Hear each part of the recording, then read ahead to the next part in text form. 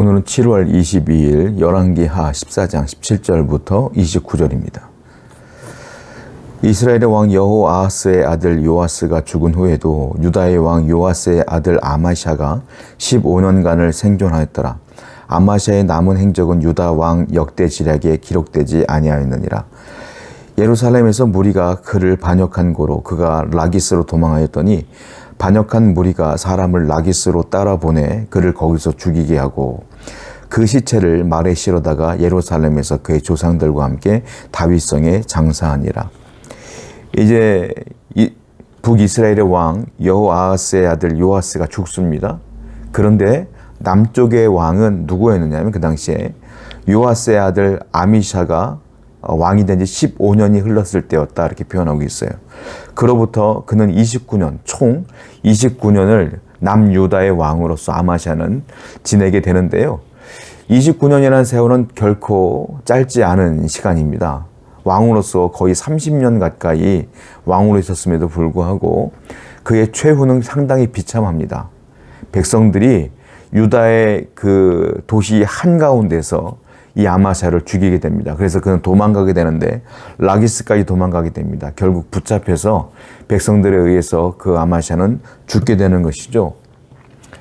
그런데 더 비참한 건 무엇이냐면 왕이었잖아요. 왕이었는데 왕으로서 그의 죽음을 위로하는 것이 아니라 장례를 치르는 것이 아니라 어떻게 하냐면 말에다가 그러니까 마차죠, 마차에다가 뭐 짐짝 올려놓는 것처럼 그 시체를 던져버렸어요.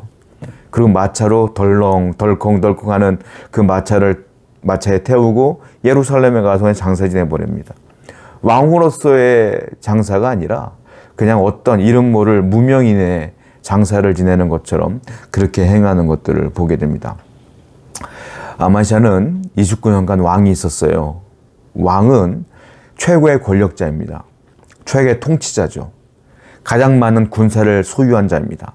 그리고 가장 많은 물질을 소유한 자입니다. 왕 위에 그 어떤 사람도 없어요. 그럼에도 불구하고 그가 마지막 죽을 때는 그 왕권도, 능력도, 물질도, 힘도, 인맥도 아무 소용없어요. 그냥 허망하게 죽을 뿐이다라는 겁니다. 세상 사람들은 이 허망한 것을 위해서 목숨을 걸고 살아갑니다. 권력을 얻기 위해서, 물질을 얻기 위해서, 힘을 얻기 위해서. 그런데요, 여러분 생각해 보세요. 그 모든 것들을 소유했다고 해서 그 인생이 어떻게 됩니까? 결국 아무것도 아닌 인생으로 생을 마감하는 것들을 보지 않습니까? 사람 죽는 거 보셨어요?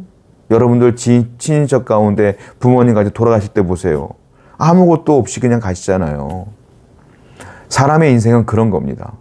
여러분, 그러므로 우리는 알아야 될 게 있어요. 이 세상의 권력도, 왕권도, 힘도, 능력도 중요한 게 아니라는 것과 더불어 더 중요한 게 무엇이냐면 하나님이 내 편인 것과 내가 하나님을 위해 살아가는 것이 훨씬 더 중요하다는 겁니다. 왜냐하면 세상을 떠날 때 내 힘과 능력을 가져갈 수 없어요. 그러나 우리가 하늘나라 갈 때는 주를 위한 헌신, 주님을 위한 노력, 충성, 봉사, 믿음, 그런 모든 흔적들은 하늘나라까지 같이 갈 수 있기 때문에 그래요. 오늘도 이 세상 것들을 위해 노력하기보다는 하나님의 나라를 위해 노력하다 보면 하나님이 말씀했잖아요. 그의 나라와 그의 의를 구하면 나머지 것들은 채워준다고 했으니 그 믿음을 갖고 살아가는 여러분 되기를 축원드립니다. 21절인 말씀입니다. 유다 온 백성이 아사랴를 그의 아버지 아미사를 대신하여 왕으로 삼으니 그때 그의 나이 16세라. 아마샤가 죽습니다. 그런데요, 반란을 일으킨 거잖아요. 그러면 반란을 일으킨 주동자가 왕이 되는 게 맞죠?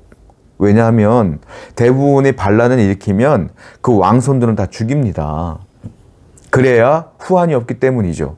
그런데 놀라운 일이 벌어졌어요. 아사랴를 왕으로 세우는데 이 아사랴가 누구냐면 자기들이 죽인 아마샤의 아들이란 말이에요. 그 아사랴가 나이도 어린 것도 아니에요. 16살이나 먹었어. 우리나라 16살과 이때 고대 사회의 그 이스라엘 사람들 16살과는 느낌이 다르잖아요. 거의 성인의 느낌이잖아요. 근데 그 아사랴를 왕으로 세웠단 말이야. 이게 있을 수가 없는 일이에요. 그런데 이 있을 수 없는 일이 벌어졌더라라는 겁니다. 왜 그럴까요? 하나님께서는 다윗 후손들 가운데에 왕이 끊어지지 않을 거라고 분명히 언약을 체결해 주셨습니다. 그러니까 아마샤가 죽은 뒤에 또 다른 사람이 왕이 된다는 건 하나님의 약속이 끊어지는 거잖아요. 그래서 하나님께서 그들의 마음을 움직이신 것 같아요. 그래서 아마샤의 아들 아사랴를 왕으로 세우셔서 결국은 하나님의 뜻이 계속 이루어지게 하더라. 자, 열왕기 상 말씀인데요. 열왕기 상에 이런 말씀이 있잖아요. 다윗의 등불이 끊어지지 않게 하리라 라는 말씀이 열왕기상 말씀에 있더라라는 겁니다. 15장 4절에 있죠. 그러니까 이 약속을 하나님께서 지키신 거예요. 사실은 이 다윗의 후손 가운데 왕권이 끊이지 않는다는 건 누구를 위한 말씀이냐면 예수 그리스도를 위한 예언의 말씀이에요, 사실은. 마지막에 다윗의 후손 가운데 예수님이 태어나시기 때문에 그렇습니다. 그러니까 예수님이 태어나기 위해서는 이 왕권이 끊어져서는 안 되거든요. 하나님은 이와 같이 약속과 언약을 지키시는 신실하신 하나님이시라는 겁니다. 어떠한 환경과 어떠한 상황에도 하나님의 약속은 이루어지더라.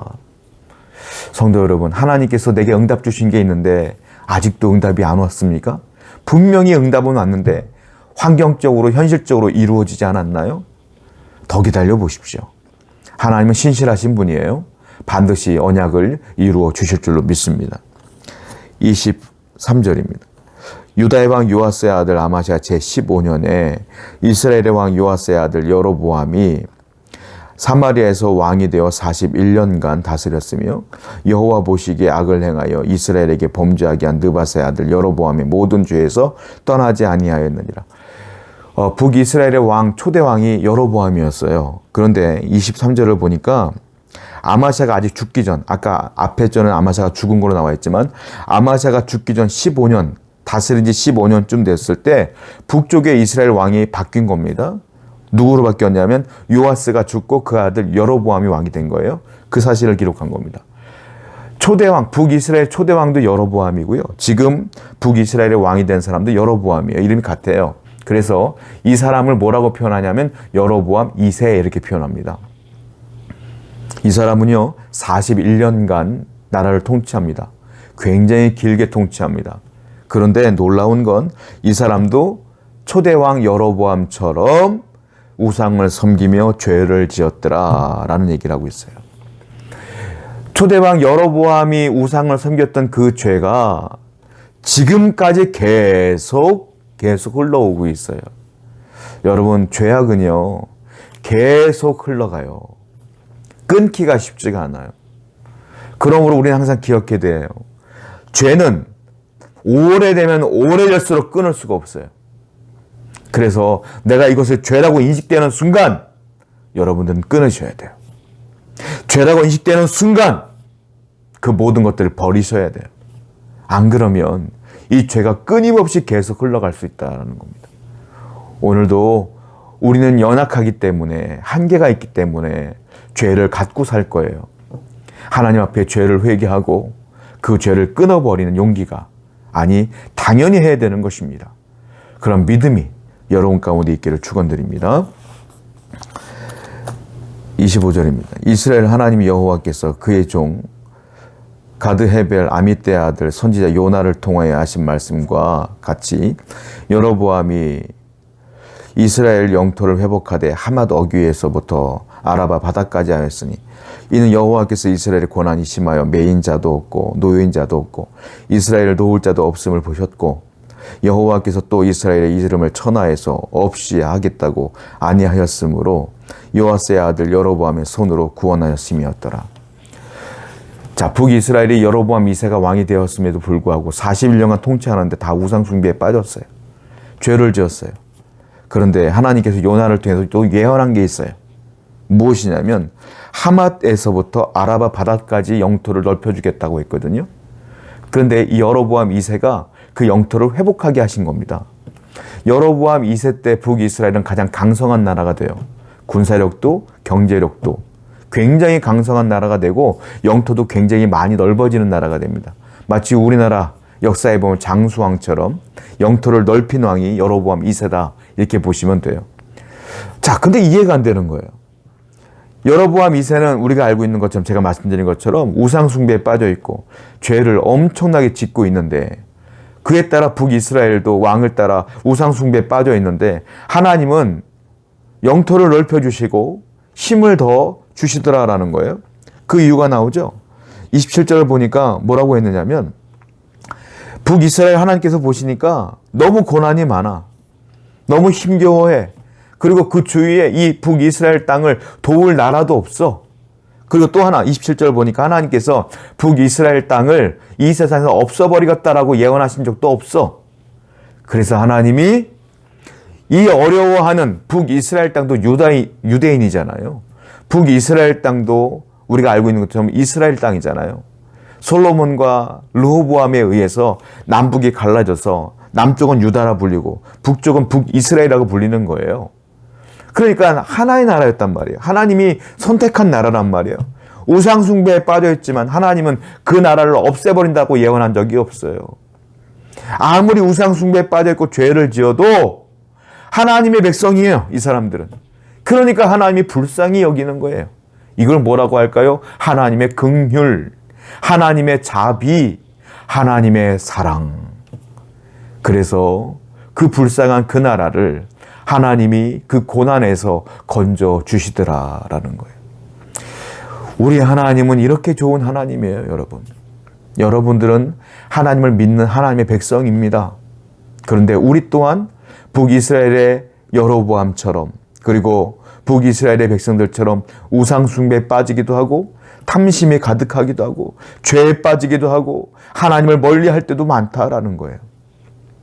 그런데도 우리 하나님은 우리를 멸망시키지 아니하고 심판하지 아니하며 여전히 자비와 긍휼과 사랑으로 우리를 돌보시더라. 성도 여러분, 이 하나님을 붙들고 이제 죄에서 벗어나 하나님의 영광 가운데 나가야 될 줄로 믿습니다. 이렇듯 하나님이 그들을 도우셨어요. 그런데 북이스라엘은 여전히 이 모든 감사를 하나님께 돌리는 것이 아니라 그들의 우상에게 돌리더라. 정신을 못 차려요. 우리는 북이스라엘 사람들처럼 정신을 못 차리는 종족이 아니라 이 모든 것이 하나님의 은혜입니다 라고 감사하며 하나님을 예배하는 백성이 되어야 될 줄로 믿습니다. 기도하겠어요? 하나님 감사합니다. 우리 비록 연약한 죄인이지만 하나님께서 우리에게 약속하시고 언약하신 모든 것들을 이루어 지키실 것을 굳건히 믿으며 죄를 멀리하는 성도 되게 해 주시옵소서. 예수님의 이름으로 기도드렸습니다. 아멘.